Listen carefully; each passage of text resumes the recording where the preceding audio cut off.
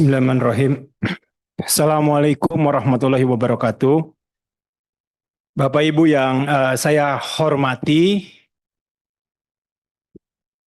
saya skip saja Pak Ferry beserta jajaran terkait kinerja, karena tadi kawan-kawan sudah berbicara terkait kinerja Bank Indonesia dan memberikan apresiasi. Saya pribadi skip juga apresiasinya, saya tunda dulu. Karena kalau kita melihat apa yang terjadi sekarang,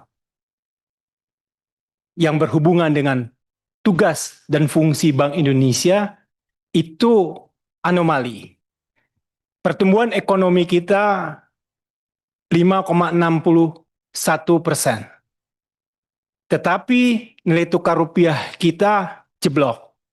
Bahkan sekarang ada di level rekor terendahnya terhadap dolar. Indeks kita juga habis, Pak. Merosot turun. Di mana indeks seluruh dunia sejak perang tembak rudal itu tanggal 28 Februari, apa yang terjadi terhadap indeks dunia itu terjadi pada seluruhnya. Dan mereka sudah rebound, bahkan sudah plus. Dan Indonesia saat ini masih minus lebih dari 20%.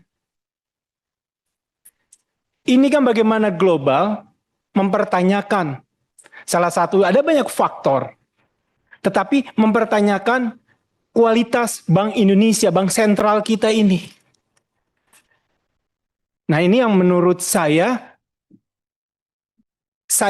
harus secara tajam pertanyakan. Terakhir kita ketemu juga di Bank Indonesia, itu saya juga mempertanyakan hal yang sama. Waktu itu di 16.800. Kenapa rupiah kita ini lemah? Kalau dibandingkan dengan dolar, sekarang selalu perbandingannya dengan dolar. Tapi faktanya dan ironisnya Pak, ini terhadap semua mata uang. Kita melemah terhadap Singapura, terhadap Australia, terhadap ringgit, terhadap rial, apalagi Hong Kong, dolar, euro. Saya masih ingat Pak, euro waktu awal-awal tahun 2006 itu 7.000 per euro. Sekarang hampir 19.000, hampir 20.000. Nah ini kan harus kita lihat dengan realita Pak. Kita tidak bisa berdiam diri. Apa yang terjadi saat ini, menurut saya pribadi, Bank Indonesia saat ini sudah menghilangkan trust. Bank Indonesia sudah menyampingkan kredibilitasnya. Dan Anda sebagai pimpinan Bank Indonesia, sebagai tokoh utamanya, harus gentleman Pak. Harus berani melawan. Ada apa ini? Kenapa ini? Pak Ferry yang saya hormati, kadang Pak, kalau kita mengambil tindakan gentleman, itu bukan penghinaan Pak. Saya berikan contoh, mungkin saatnya sekarang Bapak mengundurkan diri. Tidak ada salah. Kalau selanjutnya terserah Bapak tentu saja. Tapi itu bukan sikap penghinaan Pak. Anda akan lebih dihormati seperti di Korea ataupun di Jepang. Kalau Anda tidak bisa melakukan tugas Anda dengan baik, seperti itu. Tidak ada salahnya. Terakhir, saya ingin mengutip hadis Pak. Dan karena Anda ini adalah, saya melihat orang yang soleh, hadis ini sangat familiar, yang artinya dalam Indonesia, apabila suatu urusan diserahkan kepada yang bukan ahlinya, tunggulah kehancurannya. Mohon maaf, wabillahi taufiq wal hidayah. Assalamualaikum warahmatullahi wabarakatuh. Waalaikumsalam warahmatullahi wabarakatuh. Pak Fatih, saya persilakan. Terima kasih Pak Ketua, pimpinan, beserta seluruh anggota Komisi 11 yang saya hormati. Bapak Gubernur Bank Indonesia, Ibu Deputi beserta seluruh Deputi Gubernur Bank Indonesia dan jajaran. Kami apresiasi Pak, dan semoga Bapak senantiasa diberikan kesehatan bersama-sama dengan tim.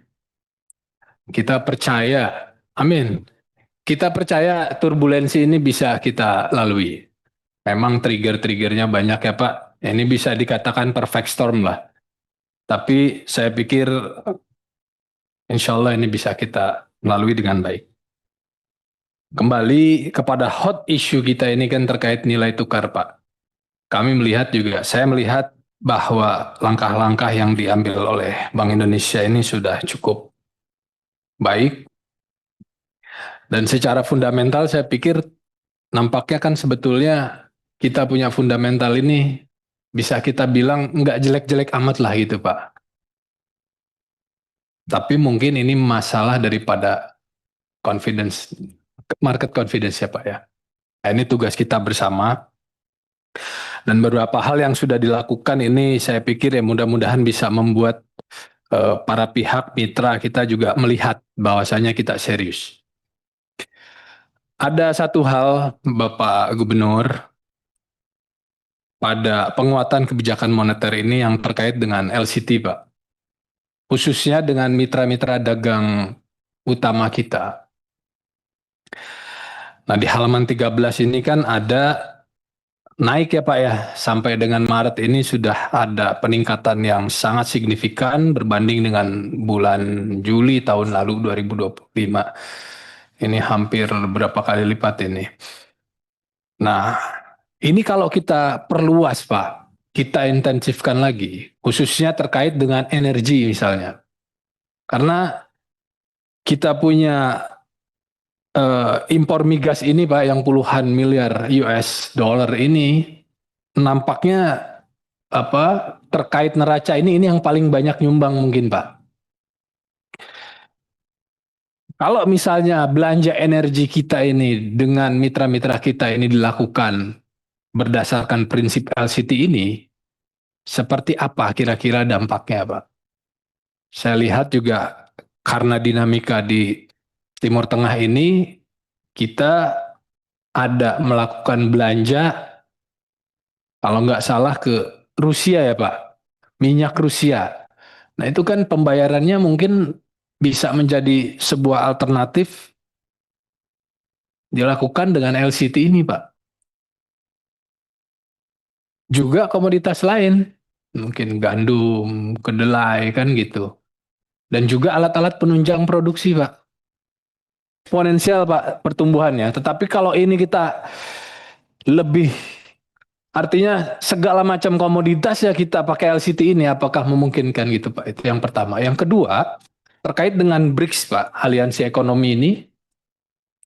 Nah, ini sejauh mana Pak Gub dilakukan komunikasi ataupun pembahasan terkait dengan kerjasama yang bisa saling menguntungkan, mengingat Indonesia ini kan sudah menjadi anggota. Nah, komunikasi dengan negara-negara itu bagaimana? Karena di dalam BRICS ini kan ada negara penghasil minyak, juga penghasil gandum dan segala macam. Nah, ini kurang mungkin Bapak bisa elaborasi lebih lanjut.